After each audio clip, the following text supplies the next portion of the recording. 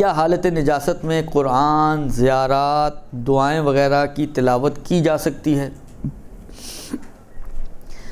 دیکھیں، فقہی طور پر اگر آپ بات کروں میں کہ شرعاً و فقہاً حالت نجاست میں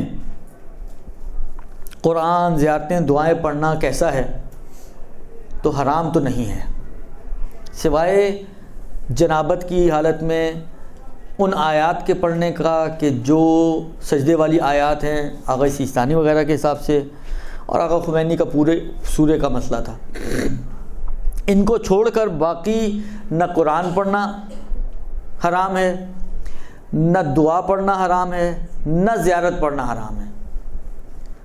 درست؟ حرام تو بہرحال نہیں ہے، یہ فقہی مسئلہ تو ہو گیا۔ لیکن لوگ ہوتے ہیں دو طرح کے، کچھ ایسے لوگ ہوتے ہیں کہ جو انتہائی سست، ہو گیا تو ہو گیا اور رہ گیا تو رہ گیا، جوش جوش میں جو کر لیا وہ کر لیا، جو رہ گیا وہ رہ گیا۔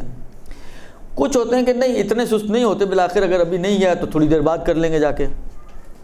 درست؟ اب آپ پہلے دیکھیں کہ آپ کس کیٹیگری سے بلانگ کرتی ہیں۔ آیا آپ جو ہے وہ سست والی کیٹیگری میں سے ہیں کہ اگر ابھی ہو گیا تو ہو گیا، اور اگر ابھی رہ گیا تو پھر نہیں ہو پائے گا؟ تو ایسی صورت میں تو بہرحال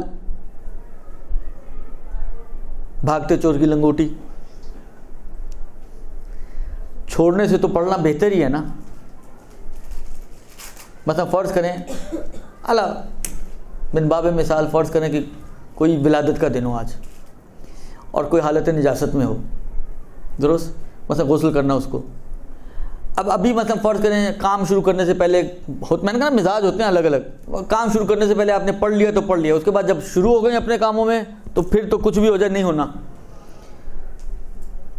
تو اس میں بہرحال نہ پڑھنے سے پڑھنا بہتر ہے۔ لیکن اگر کوئی ایسا ہو کہ اگر ابھی نہیں پڑھے گا تو 2 گھنٹے بعد پڑھ لے گا، 2 گھنٹے بعد نہیں پڑھے گا تو 4 گھنٹے بعد بالآخر پڑھ لے گا، تو بہرحال میرا مشورہ ایسے لوگوں کے لیے یہ ہے کہ جتنا زیادہ اہتمام کر کے پڑھیں، جتنا زیادہ طہارت و نجاست کا خیال رکھتے ہوئے پڑھیں، وہ ہائیلی ریکمینڈڈ۔ اگرچہ وجوب کی حد تک بہرحال نہیں ہے، لیکن اثرات ہیں اس کے اپنے، فوائد ہیں اس کے اپنے۔ آپ خود سوچیں، ایک شخص مثلا میں ہوں، درست؟ میں لیٹ کے قرآن پڑھ رہا ہوں، ٹانگ پہ ٹانگ رکھی ہوئی ہے، یوں قرآن پکڑا ہوا ہے، یا مثلا آج کل موبائل میں لیا ہوا ہے اور میں پڑھ رہا ہوں۔ اور ایک شخص ہے جو اٹھتا ہے، وضو کرتا ہے، قبلہ رخ ہو کے بیٹھتا ہے، ادب و احترام کے ساتھ قرآن لے کر قرآن کو پڑھ رہا ہے۔ کیا خیال ہے آپ کا؟ فرق تو ہے ہی نا، یعنی جب ہم فرق محسوس کر رہے ہیں تو خدا کی نظر میں فرق نہیں ہوگا کہ ایک شخص ایفرٹس کر رہا ہے، وضو کر رہا ہے، اٹھ رہا ہے، قبلہ رخ ہو کے بیٹھ رہا ہے، بیٹھ کے نماز قرآن پڑھ رہا ہے، اہتمام کر رہا ہے اس کے لیے، اور ایک شخص یعنی بالآخر یہ چیزیں بتاتی ہیں کہ آپ سامنے والی کی چیز کی اہمیت کے کتنے قائل ہو۔ ایک اس کو ایک عام کتاب کی طرح پڑھ رہا ہے، ایک اس کو قرآن کی طرح پڑھ رہا ہے۔ ایک زمانہ تھا جب ہمارے بزرگوں میں یہ ویلیوز موجود تھیں، مثلا نیاز بناتے تھے تو بڑے اہتمام سے بناتے تھے، کوئی نجس عورت اس کمرے میں نہیں آ سکتی تھی، اس کمرے کو پہلے دھویا جاتا تھا، حالانکہ گھر نجس نہیں ہوتا تھا، لیکن اس کے باوجود اہتماماً اس کو دوبارہ سے پاک کیا جاتا تھا، باوضو ہو کر نیاز بنائی جاتی تھی۔ یہ اچھی ویلیوز تھیں، لیکن بہرحال ہم ہی لوگوں نے، میں اب اس میں عوام سے زیادہ اپنے آپ کو قصوروار اس لیے کہوں گا کہ ہم ہی لوگوں نے یہ کہہ کے کہ یار یہ واجب نہیں، وہ واجب نہیں، یہ ضرورت نہیں، وہ ضرورت نہیں، ہم نے آہستہ آہستہ ان ویلیوز کو ختم کر دیا۔ اب وہی والی بات ہے، ہاتھ منہ دھلا ہے کہ نہیں دھلا ہے، جاتے ہیں جا کے نیاز بنانا شروع کر دیتے ہیں، خود پاک ہیں، خود نجس ہیں، کوئی روکے ٹوکے کوئی حرام تو نہیں ہے نا، کہانی ختم ہو گئی، پیسہ ہضم ہو گیا۔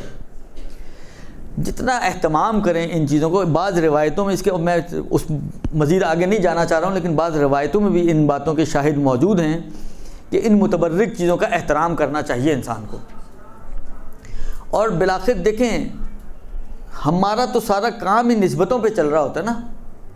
یہ علم، یہ تابوت، یہ ذوالجناح نسبتوں کی وجہ سے آپ ان کا احترام کریں. تو یہ نیاز بھی بالآخر امام صادق کی نیاز آپ دے رہے ہیں، یا مطلب بی بی کی نیاز آپ دے رہی ہیں، یا مطلب مولا امیر المومنین کی نیاز آپ دے رہی ہیں.